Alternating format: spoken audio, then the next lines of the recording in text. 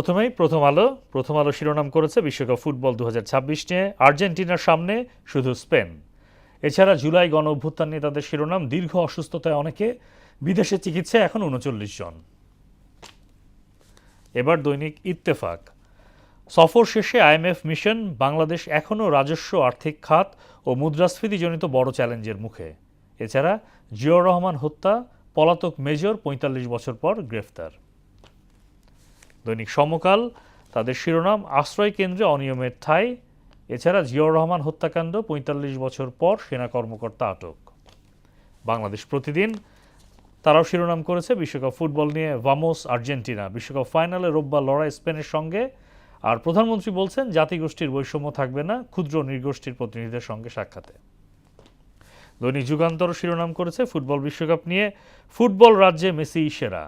এছাড়া শাহজালাল মাজার ঘিরে চক্রের লুটের সাম্রাজ্য, পুণ্যভূমিতে নরক গুলজার।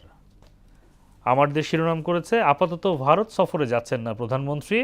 এছাড়া 45 বছর পর রাষ্ট্রপতি জিয়ার ঘাতক মোজাফফর গ্রেফতার। এই ছিল সংবাদপত্রের গুরুত্বপূর্ণ শিরোনাম।